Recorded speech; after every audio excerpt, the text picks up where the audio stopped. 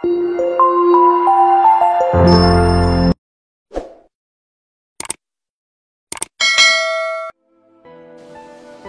salah satu ahli hadis, ya, sehingga saya kisah Al-A'mash itu, julukan nama beliau Sulaiman bin Mahran. Beliau itu kalau menyampaikan ilmu itu dikatakan dalam kisahnya sering kali ludahnya terlempar kalau ngomong, ada sedikit masalah gitu kan. Tapi subhanallah murid-muridnya tetap menulis dari dia walaupun mereka harus terkena dengan ludah-ludah itu. Artinya mereka bukan lihat fisiknya, mereka lihat ilmu yang disampaikan. Ada seseorang dari Mesir datang ke dalam sebuah majelis ahli hadis di Irak. Pas dia datang, dia tunggu habis sholat, ada penyampaian enggak? Ternyata enggak ada. Dia tanya murid-muridnya, kenapa enggak ada pengajian? Kata muridnya, guru kami marah kepada kami. Rupanya ada yang buat masalah. Beliau marah dan beliau bersumpah atas nama Allah sebulan enggak mau ngajar. Begitu zaman dulu tuh, gurunya ngambek sebulan, demi Allah saya nggak mau ajar kalian. Kata orang ini, saya jauh-jauh dari Mesir datang, saya butuh ilmu, nggak mungkin saya tunggu sebulan. Lalu dia cari jalan, dia kenalan sama syekhnya, dia sampaikan kalau dia dari Mesir datang, dia bilang, syekh saya mau belajar ilmu. Enggak, saya sudah sumpah tidak akan ngajar sebulan. Baik, kalau begitu syekh, izinkan saya antar anda ke rumah. Kata dia, baik silakan. Diantarlah pakai, zaman dulu pakai unta, nggak ada kayak mobil kayak kita sekarang. Lalu dia sengaja sesatkan jalan gurunya, gitu kan, jauh di padang pasir, sambil diajak ngobrol. Terus gurunya tanya, ada di mana sekarang kita? Dia bilang, syekh di padang pasir. Kata syekhnya, kenapa kau buat jalan ke sini?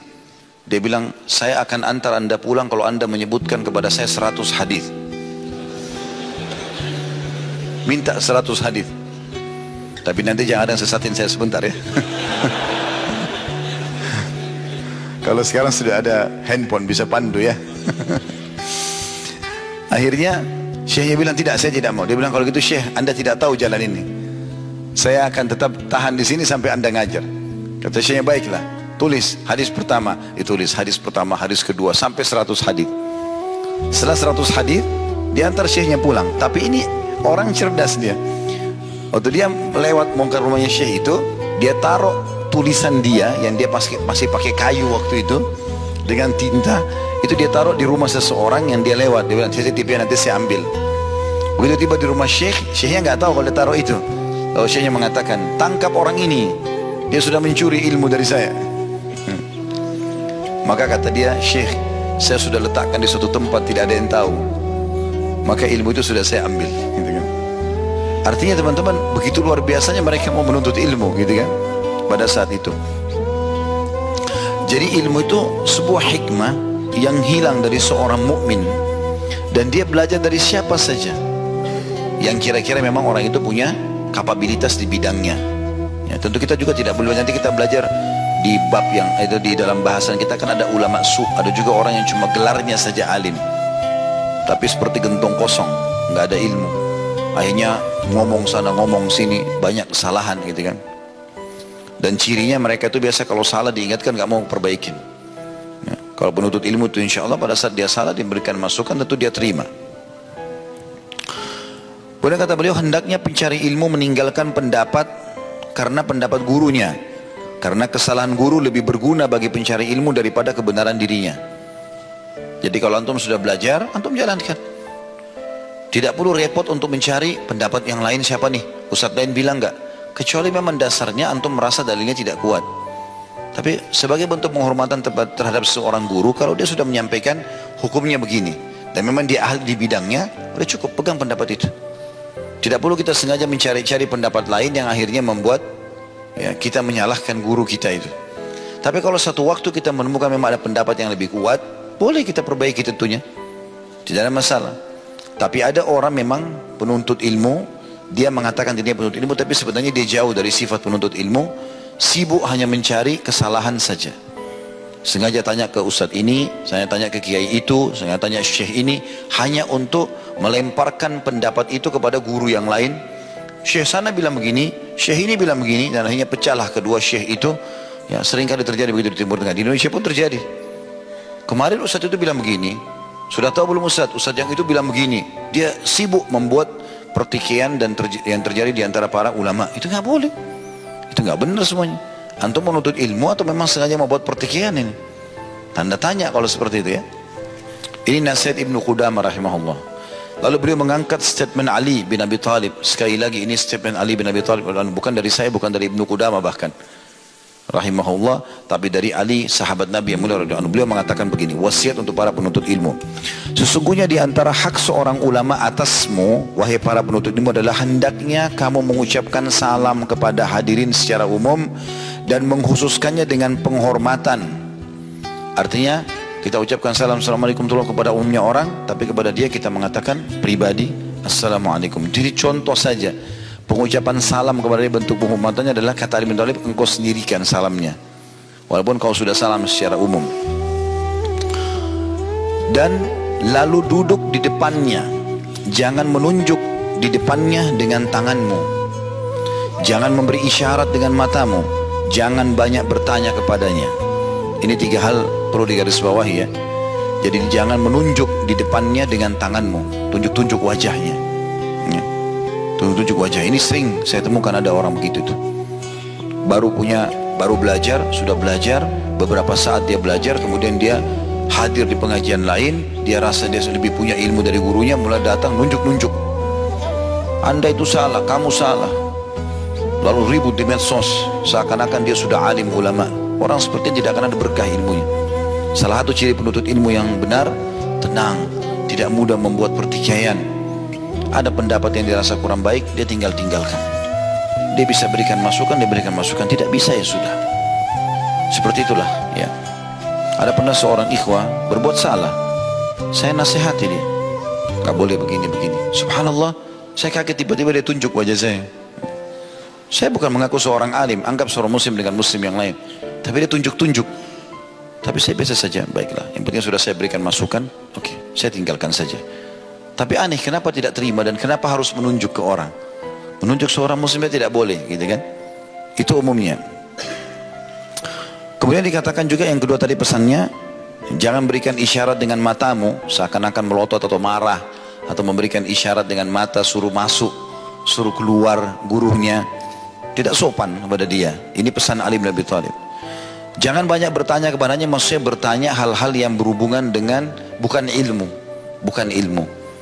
Misal antum tanya tentang istrinya, tentang anaknya, tentang apa, nggak perlu. Antum sama guru hanya belajar agama, itu saja. Kalau darurat, ada hal yang kita mau antar ke rumahnya, ya. Tapi untuk cari tahu semuanya, karena tidak semua orang juga suka diketahui rahasianya. Mungkin pada saat antum tanya, istrinya mana Ustaz? Mungkin dia baru cerai sama istrinya. Kita nggak tahu, kan dia nggak enak, gitu kan? Atau mungkin antum tanya, bagaimana Ustaz? Anaknya sudah berapa? Mungkin dia termasuk orang tidak punya anak. Saya bertemu dengan beberapa dai, diuji sama Allah nggak ada anaknya. Sehingga memang saya kadang-kadang kalau bicara saya jaga pada saat bertemu dengan beliau-beliau untuk tidak membicarakan masalah anak. Karena pasti ada perasaan yang tersentuh kan gitu.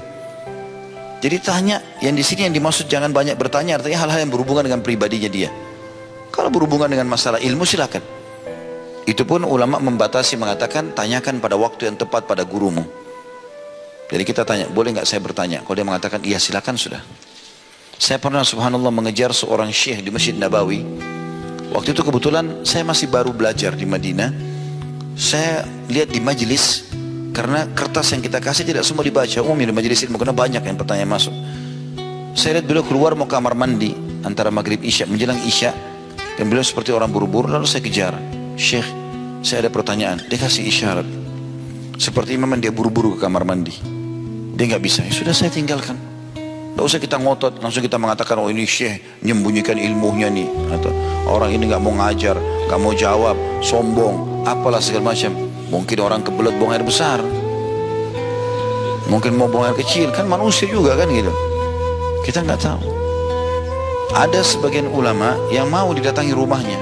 Saya tahu sebagian ulama di Madinah yang kami pernah berziarah ke rumahnya. Memang dia suka banyak orang datang ke rumahnya. Ada juga dari mereka tidak suka didatangi rumahnya. Syekh, saya ingin bertanya, bisa nggak ketemu? Baik, temui saya di masjid di sini. Dia nggak bilang silakan ke rumah saya. Oh, kita sudah harus paham. Mungkin di rumahnya tidak layak, atau dia merasa tidak layak didatangi tamu. Mungkin ada masalah dengan istrinya, kita tidak tahu. Tidak boleh kita ngotot gitu ya. Ini contoh-contoh saja. Lalu kata beliau, jangan juga membantunya menjawab. Kalau orang tanya, biarin dia yang jawab. Jangan syekhnya atau gurunya lagi bicara lalu kemudian dia putus. Benar tuh, saya juga baca di buku ini begini, dia juga tunjukin. Padahal bukan dia yang ditanya. So pintar. Kemudian jangan merajuknya bila dia sedang malas. Jangan salahkan dia. Mungkin dia punya alasan. Oh, itu kan syekh, itu ustadz, kenapa enggak sholat subuh di masjid? Mungkin dia punya udzur. Kata Nabi SAW kepada seorang sahabat yang gelisah menunggu temannya telat, dan seakan-akan nanti khawatir dia sangka buruk, karena Nabi mengatakan iltamis li akhika udhra. Carikan alasan baik untuk saudaramu. Mungkin memang dia sakit, mungkin pas dia mau sholat dia kebelet, kita nggak tahu. Karena Nabi SAW mengatakan, dan jangan kalian sholat dengan menahan dua keburukan, buang air besar dan buang air kecil. Hari Jumat pun antum pas sudah khutbah kedua, perutnya mules, masuk ke kamar mandi, antum nggak bisa keluar, mohon maaf, misal mencret, lalu masuk kamar mandi, orang antum keluar kamar mandi sudah selesai sholat Jumat, gak berdosa, karena itu udzur, tidak boleh. Antum sholat duhur setelah itu. Ini contoh saja ya, kalau sudah terjadi sampai hal yang sebesar itu gitu, contoh saja. Jadi jangan sampai kita menilai, oh ini orang malas nih, padahal mungkin dia punya pertimbangan. Jangan membantahnya bila dia menolak. Ya, ini juga wasiat Ali radhiyallahu anhu yang sangat mulia. Kalau misalnya kita bilang, datang ya ke acara saya, maaf saya belum bisa. Kok nggak bisa? Kenapa teman yang itu didatangi saya nggak didatangi? Iya. Kebanyakan orang subhanallah, kalau saya temukan ya, guru-guru kami itu kalau makin tinggi ilmunya, dia makin tidak banyak bicara. Jadi kalau saya mengatakan, Syekh saya kebetulan ada di Madinah, kemungkinan saya akan ketemu, ada beberapa yang saya bawain dari Indonesia.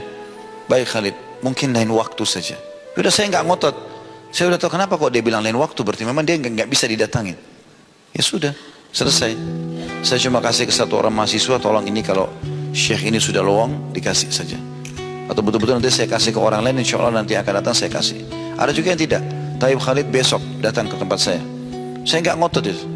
Baiklah, insya Allah saya usahakan. Walaupun ada aktivitas lain, saya lowongin datang. Karena bagi saya, duduk sejam dengan ulama sudah cukup. Ya. Mungkin ada hikmah-hikmah yang dia bicarakan, dia sampaikan. Ada kadang-kadang teguran dia, peringatan pada saat kita lagi makan, lagi minum, gitu-gitu kan. Itu luar biasa. Saya berapa kali datang ke rumah guru kami Syekh Saleh Suhaimi hafizahullah. Setiap datang ke Madinah, kalau dia tahu pasti dia undang ke rumahnya. Memang beliau suka sekali. Ada juga guru kami yang kami telepon, memang dia nggak ajak ke rumahnya. Biasa, umum. Tapi ini subhanallah, kalau datang ke rumahnya, ada saja hikmah yang kita bisa dapatkan. Dari kata-kata, dari nasihat, gitu kan, dan seterusnya. Kata Ali selanjutnya, jangan memegang bajunya bila dia bangkit. Nah, usah dibantu tangannya, gitu kan. Jangan bajunya. Jangan menyebarkan rahasianya. Kalau kita tahu sesuatu tentang dia, berarti dia percaya sama kita. Jangan malah disebar. Jangan jengkel sedikit sama gurunya lalu sebar kemana-mana. Ini wasiat Ali. Ali radhiyallahu anhu ini meninggal di awal-awal Islam, gitu kan, di tahun 40 Hijriah.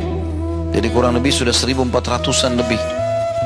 Ya, meninggal radhiyallahu 1400 tahun lebih, gitu kan. Nggak boleh menyebar rahasia yang kita tahu. Masalah perceraian dengan istrinya, masalah apalah anaknya, ada anaknya yang nakal. Jadi tidak semua teman-teman ulama itu berhasil didik anaknya ya. Ada juga di antara mereka yang diuji sama Allah, oleh Allah SWT dengan anaknya nakal. Wa na'udzubillah. Ada begitu. Ada juga yang gagal rumah tangganya, walaupun dia sebagai penasehat. Bisa saja, mungkin dia Allah uji dia di situ. Mungkin memang istrinya tidak patuh, mungkin kita nggak tahu. Ya, seperti itu. Jangan menggibah seseorang di depannya, termasuk menggibah dia, dan jangan menggibah orang lain. Jangan ceritakan aib orang lain di depan dia. Gitu. Jangan mencari-cari kesalahannya. Bila dia salah, maka maafkanlah. Ini perkataan Ali radhiyallahu ya. Jadi kalau sampai dia ada buat salah, maafin, karena dia guru. Umar bin Khattab berkata dalam kalimat mulia. Nanti kita lanjut statement ini ya. Kata Umar, aku akan siap mengabdi seumur hidupku bagi orang, aku akan terus berterima kasih seumur hidupku kepada seseorang yang mengingatkan satu kesalahanku. Maksudnya mengajariku. Ali bin Abi Thalib berkata anhu, saya siap mengabdi seumur hidupku pada orang yang mengajarkan kepadaku satu huruf. Jadi beliau memang memuliakan sekali. Jadi jangan dengan menemukan satu kesalahan lalu kemudian diekspos di sana sini, akhirnya dirusak namanya. Belum tentu kita lebih baik daripada dia. Nah, orang di zaman sekarang penyakit menuntut ilmu itu, baru belajar sudah mentahdir sana, salahin guru ini, salahin guru itu, seakan-akan dia jauh lebih pintar. Padahal kalau dites Al-Qur'annya pun salah bacanya. Jangan berkata kepadanya, aku mendengar fulan berkata begini. Jadi maksudnya sudah tanya, kalau kita mau tanya hukum, bagaimana hukumnya ini, dia katakan hukumnya seperti ini. Ya sudah, kita hormati. Sekali lagi kalau kita temukan pendapat-pendapat lain, ya sudah antara kita dengan pendapat itu. Kecuali memang beliau membuka majelis diskusi, ya baru gitu kan. Jangan pula berkata, aku mendengar fulan mengucapkan berbeda dengan ucapanmu. Jangan membiarkan ulama lain, jangan membicarakan ulama lain di depannya. Jangan bosan menjadi muridnya dalam waktu yang panjang. Jadi kita tidak boleh menceritakan misalnya, tapi si alim ini berkata begini, seakan-akan menjatuhkan dia gitu ya. Ya sudah, kita mendengar dari pendapat lain, kita cuma merasa ingin lebih tenang, bertanya mungkin atau kita butuh. Kalau hanya untuk membandingkan tidak perlu ya. Karena memang ada pepatah mengatakan ijal bainaka wa bainan nari alima, jadikan antara dirimu dengan neraka seorang alim. Kalau satu alim saja antum pegangi, saya sudah cukup sebenarnya. Apalagi kalau antum punya beberapa orang guru, tapi ingat jangan bentrokin di antara pendapat mereka. Kemudian dikatakan juga jangan bosan menjadi muridnya dalam waktu yang panjang. Tadi saya katakan bahkan sampai meninggal dunia. Jangan menolak untuk berkhidmat kepadanya. Kalau dia minta tolong, penuhi kesempatan. Bila dia mempunyai hajat yang harus ditunaikan, maka dahuluilah orang-orang dalam menunaikannya. Karena dia ibarat pohon kurma yang ditunggu kapan sebagian darinya jatuh kepadamu. Jadi kalau seorang alim guru kita minta tolong, ada orangnya minta tolong, kita dahulukan dia ya, karena dia guru itu ibarat seperti pohon kurma yang setiap saat bisa saja buahnya matang, jatuh dan kita pungut untuk makan. Maksudnya ilmu kita bisa dapatkan. Selanjutnya kata beliau, pencari ilmu di awal langkahnya patut menjauhi mendengar perbedaan pendapat orang-orang. Jadi selain menghormati gurunya, teman-teman jauhi khilafiyah. Dengar dari satu guru, dipandu, jalani sudah gitu kan. Kecuali memang dia disampaikan tidak ada dalilnya, itu lain. Kita juga perlu mencari guru yang tepat, yang memang punya dalil-dalil yang kuat ya. Jadi pencari ilmu selain menghormati guru juga di awal langkahnya patut menjauhi mendengar perbedaan pendapat orang-orang, karena hal itu dapat membingungkan akalnya dan menumpulkan fikirannya. Kata Ali radhiyallahu anhu ya, dia patut mengambil yang terbaik dari segala sesuatu, karena umur tidak cukup panjang untuk menguasai semua ilmu. Kemudian memberikan mayoritas waktunya kepada ilmu-ilmu yang paling mulia, yaitu ilmu yang berkaitan dengan akhirat, yang dengannya keyakinan direngkuh sebagaimana ia telah direngkuh oleh Abu Bakar As-Siddiq, sehingga Rasulullah SAW mengakui hal itu padanya, di mana beliau bersabda, ma sabakakum Abu Bakrin bi kathrati saumin wala salah walakin bi syai'in waqara fi sadrihi. Abu Bakar tidak mengungguli kalian dengan banyak puasa dan sholat. Artinya kalian sama Abu Bakar wahai sahabat-sahabatku sama saja. Karena kalau azan Abu Bakar ke masjid, kalian ke masjid, Abu Bakar ke masjid, kalian juga ke masjid. Abu Bakar puasa, kalian juga puasa. Tetapi dia unggul dengan sesuatu yang bersemayam dalam dadahnya. Dalam arti kata ilmu yang dia fahami lalu dia yakini kebenarannya lalu dia amalkan. Statement ini tentu disebutkan oleh Al-Iraqi dalam kitab Al-Ihya atau Takhrij Al-Ihya jilid 1 halaman 23. Maksudnya perkataan Ali bin Abi Thalib. Juga diriwayatkan oleh Al-Hakim Tirmidzi dalam An-Nawadir di halaman 345 tanpa sanad dari ucapan Bakr bin Abdullah Al-Muzani yang meninggal tahun 106 Hijriah. Kata beliau juga di sini yang mentahqiq bukunya, dan saya tidak menemukan diriwayatkan secara marfu dari Nabi SAW. Intinya teman-teman sekalian, Abdullah bin Mas'ud juga berkata statement yang mirip dengan ini ya, bahwasanya kami tidak bisa Dibedakan dengan Abu Bakar dari sisi ibadahnya, maksudnya puasa, sholat, zikir, jihad, semua sahabat juga ikut. Tapi kami tidak bisa menyaingi Abu Bakar dengan keyakinan dalam hatinya. Jadi artinya keyakinan itu akan muncul teman-teman kalau kita fokus kepada kebenaran, tidak sibuk dengan khilafiyah. Kapan sibuk ini benarkah, ini salahkah? Ya, seperti sebagian penuntut ilmu zaman sekarang, maka ilmu akan hilang dari dia. Allahu a'lam. Kita break sholat dulu, kita akan lanjutkan insyaAllah dengan peran dan kewajiban pendidik. Tadi itu kewajiban pencari ilmu murid. Sekarang kita akan bicara selain adalah kewajiban guru dalam mendidik murid-muridnya. Allahu a'lam. Subhanakallahumma bihamdika asyhadu an la ilaha illa anta astaghfiruka wa atubu ilaik. Wassalamualaikum warahmatullahi wabarakatuh.